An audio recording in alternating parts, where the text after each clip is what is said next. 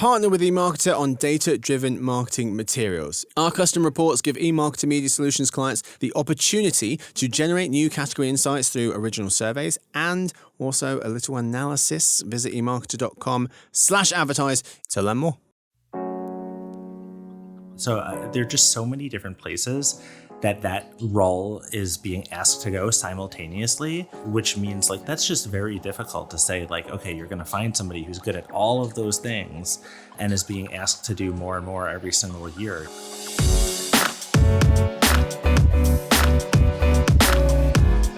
Hey gang, it's Tuesday, August 27th. Kelsey, Jeremy, and listeners, welcome to the Behind the Numbers Daily and eMarketer podcast. I'm Marcus. Today I'm joined by two folks. First of all, we have our principal analyst who covers everything B2B marketing based out of Seattle. It's Kelsey Voss. Hey there. Hello, welcome back to the show. We're also joined by our Senior Director of Briefings.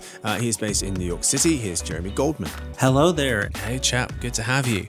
All right, today's fact. This one I'd feel uncomfortable telling you because once you know it, there's no going back. There's no such thing as a straight line. Oh, I shouldn't have told you. This has really messed me up.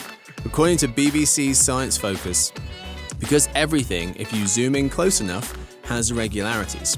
There's no such thing as a straight line. Even a beam of laser light is slightly curved as light is bent by the Earth's gravitational field. The reason we like straight lines so much is because of a fundamental property of the universe. The shortest distance between 2 points is a straight line. Nature also follows this principle. Spiders, for example, make their webs by stretching silk strands across the shortest path. I don't know how the spider thing has to do with the straight line thing that's still blowing my head. Why can't there be a little teeny tiny straight line? I understand over a longer period of time, it's hard to keep it straight. Doesn't exist. But, oh my God. And now you want us to be productive on this recording now that we know this? I like spiders. Wait, you like spiders? I do. Oh. Their webs are, infinite creative designs. They're fascinating creatures, but how big does a spider have to get before you start to hate it? When I see the hair and the fur on it. Yeah, okay, good. All right, we're aligned there. What happens with this fact is you just start staring wildly at every straight line with a new element of suspicion, being like, why are you not straight? I'm having an existential crisis. I shouldn't have told you both. I'm terribly sorry. Anyway, today's real topic, the CMO.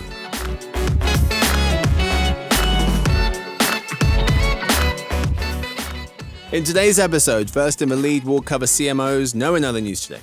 So let's start with this, Kelsey. We're covering the CMO today. We'll talk all about how the role's changing, how Gen AI is helping the CMO, a bunch of other things. But I wanted to start with tenure, because our content strategist, Megan Ewan, was noting that CMOs at top US advertisers are leaving their roles sooner and sooner. She points out that the average CMO tenure at a company is now down to 3 years from 4 years a decade ago, according to Spencer Stewart research. Why are CMOs' tenure at top US advertising companies falling? The tenure at the top US advertisers is falling because they face incredible public scrutiny and pressure, and that contributes to their tenure. They are highly visible, and their marketing performance can lead to frequent criticism. Mm-hmm. So that is the main reason I would say for top advertisers. However, the CMO tenure does vary significantly by industry. For example, CMOs at B2C companies, the average is 4.0 years, and B2B CMOs, its average is 4.5 years.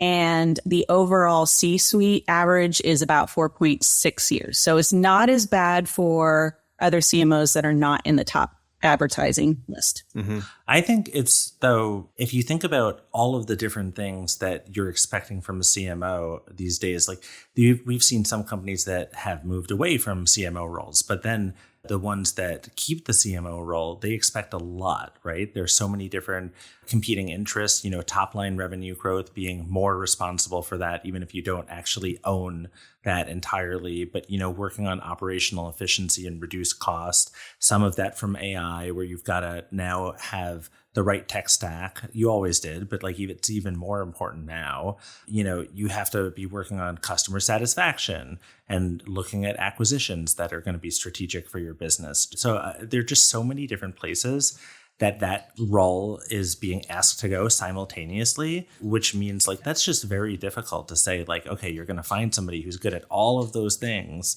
and is being asked to do more and more every single year. So to me, it's no wonder that, you're not really seeing the tenure go up or anything. Mm-hmm.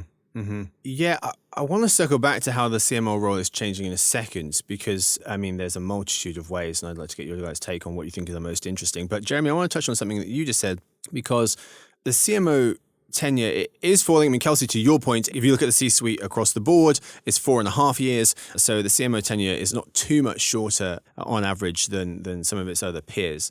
But that said, it has fallen from 4 years to 3 years over the last 10. And Jeremy, you were mentioning that there are some brands who are killing the role altogether. You've got Starbucks, Johnson & Johnson, you've got Uber, Lyft, UPS, McDonald's, Hyundai. And in fact, Hyundai, they're actually splitting their marketing group into creative and performance divisions, with CMO Angela Zepeda becoming Chief Creative Officer, overseeing social media, creative work, experimental marketing, and multicultural marketing. And then Sean Gilpin, VP of Global Sales Marketing for Hyundai, will take on the additional role of VP of Marketing Performance, covering different elements: media buying, customer communications, and marketing financial management. This was Megan Graham of the Journal noting this. However, Greg Paul, principal of consulting firm R3, notes Hyundai is bucking the trend. Most companies are going in this direction. They're bucking the trend by basically splitting out the creative part and the performance part. Now, I'm wondering where you guys land, because some people think this is a good idea. Michael Miraflor, Chief Brand Officer at Hannah Gray VC, says, I actually appreciate this move because it allows creativity to breathe and focus on brand storytelling without feeling strangled by the demand of performance marketing KPIs, which are sometimes at odds.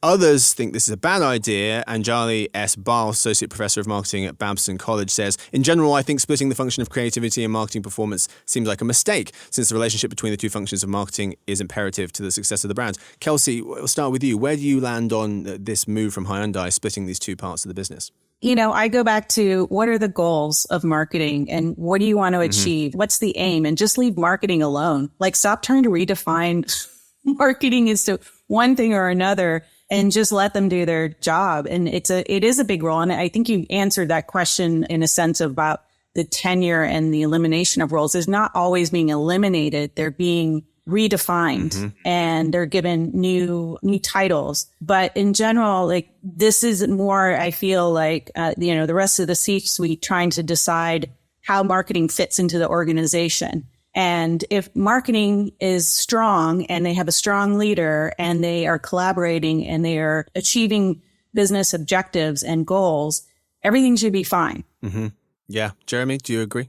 Yeah, I would just add that, there are a lot of really strong leaders who can basically supervise the performance marketing functions and then also the branding, and top of funnel functions that marketing often provides. So I don't think that you have to support it. I think you generally have to get the right leader to manage both those functions and then find the right people underneath that person who are really kind of hardcore devoted to, performance marketing, to top of funnel brand awareness. The most valuable brands in the world spend a lot of money on, branding and messaging. And I don't think that you should have that disconnected in a different department, generally speaking. And also, if you can't find that cross-functional leader, like Kelsey and I interview people like that all the time, and we're happy to introduce you to those people. They definitely do exist. Mm-hmm. It certainly seems as though most folks aren't going the way of Hyundai, and they're actually keeping these teams of creative and performance together. And we were just talking a second ago about how the CMO role is changing, in being in one part a big reason why the tenure is falling, or has been falling over the last 10 years. Kelsey, in your latest report, you look at how CMOs are successfully mastering their expanded role, you write, as they adapt to new responsibilities. How to you is the CMO role changing the most? I would say with the ever expanding list of responsibilities that we have already, some of which we've established, the CMOs now intersect with all different business aspects such as finance and technology and operations, as well as the traditional collaboration with sales and product and customer success. And they are more and more responsible for driving that business growth. And then on top of it, they're managing now AI-driven initiatives. So there's this heightened pressure to drive revenue growth, to demonstrate ROI of all marketing initiatives. And then also they're almost required now to use AI for efficiency. And most of them want AI to help them with efficiency, but it's an expectation as well, which can be a pressure. Mm-hmm. By the way, there's a Gartner study that has, for 2024, will be the third straight year of lower marketing spend as a percentage of the overall company's revenues. And yeah, I think that that's actually, for me, that's part of the main reason why the CMO becomes part of the discussion about what types of, Gen AI technologies to invest in. Like there's this budget pressure to do more with less, which then CMOs tend to have their finger on the pulse of what's out there and, what's new, what's exciting. And that's why, generally speaking, when they have new generative AI technologies that pop up, the CMO is part of the conversation about what to adopt, in part because they're very much affected by these technologies that are outward facing. Mm-hmm. Yeah, AI is definitely having an impact. There's definitely a strong interest in using AI, and it's helping in a myriad of ways, which we can discuss. But please, yeah. Well, with customer needs, enhancing customer experiences, delivering personalized experiences across multiple channels. As I said, improving efficiency, improving productivity. And as Jeremy said, this is especially crucial when you have a tight budget. You might have less resources. Mm-hmm. Your company may be affected by the economic climate. So there are a lot of factors that are not in the control of the CMO that AI is actually helping to deal with. Mm-hmm. Yeah, circling back quickly, Jeremy, to your point about CMOs trying to execute these marketing strategies but facing budgetary pressures. I thought that research you cited was fascinating. Marketing budgets ticked down since 2020, going from 11% of total revenue to 8% over that time, according to that Gartner survey that you just referenced. Some other research on CMOs and AI. Paul Hebert of Adweek was pointing out over 3 in 4 CMOs say AI is having a positive impact on their marketing efforts, according to new research from Gartner, with just 5% indicating they are not treating AI as an investment priority this year. So basically no one. And then the survey also showing, Kelsey, to what you were saying, CMOs seeing the most ROI from Gen AI through improved time efficiency, improved cost efficiencies, and then also optimizing customer data, improving ad targeting and personalization. So it seems like it's doing a multitude of things. And also, Kelsey, in your research, you showed Gen AI is the top MarTech investment for 2024, according to 57% of CMOs surveyed by the CMO Council. By the way, there's another key point that I think, is worth mentioning here. There was a BCG study that found optimism among CMOs, towards generative AI increased from 2023 to 2024. Confidence also increased, and their worry or anxiety around the technology dropped from 46% to 35%, which is, a pretty notable change also. Yeah. And I would also add that optimism is also excitement for what the future will bring with innovation, with it, because everything is moving so quickly with the technology. They are excited to see what more AI can do. Mm-hmm. Quickly on this changing CMO role, though, it does seem like their role is expanding. But is it fair to say it might be expanding too much? And I'm wondering what it might be affecting the most, because you can only put so much on someone's plate. And there's the CMO survey here from March of 2023 looking at the expanded marketing duties of CMOs. And it shows that they're now responsible. Marketing analytics went from like 60% to 70% in terms of marketers who say their responsibilities for the following fields at their company. Competitive intelligence, their responsibilities, there went up. Revenue growth, e-commerce, innovation, pricing. It seems like they're now responsible for everything, but that must take away from other parts of their CMO's job. I think that it's a really valid point, but it does also depend on the industry. I can imagine, for instance, if you're, within a CPG firm, then somebody who has some background in product development, might be a skill that you would want to either, have the CMO own directly under their function or, just have them have like a strong voice in that, and for other industries that might not be necessary at all. So I think in some ways it really should depend on the industry. And also it's okay for an organization to show a degree of flexibility if you have the right candidate to lean into what skills they bring to the table and have them own something that the person they're succeeding didn't necessarily own. Like that's actually okay, even if you're talking about a large organization.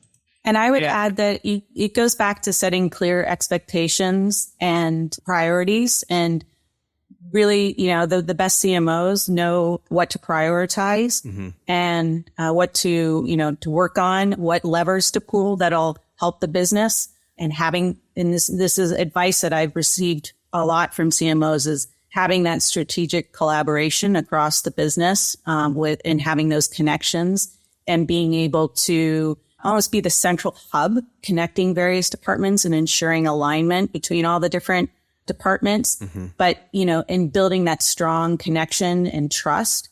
And I think, there may be so many things on a CMO's plate, but if it's clear what the expectations are and what the priorities are, the good CMOs are able to handle it. Yeah, I think priorities is a great word. Because I was thinking about my own job. If I had to host the show as well as publish the show and edit the show and market the show and do the social media and do the ad sales, etc., if I had to do everything, my hosting job is going to suffer. However, just because you have all those extra things on your plate, marketing analytics, revenue growth, e-commerce, etc., it doesn't mean that you have to spread your time evenly across all of them, right? And as a CMO, you can say, I'm still 80% this.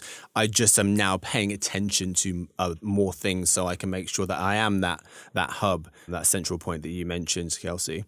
Let's end with this. Kelsey, in your research that I mentioned, you collected a bunch of advice from CMOs for CMOs. What to you was the best piece of advice or one of the best pieces of advice that you have from CMOs that you interviewed for CMOs that you heard?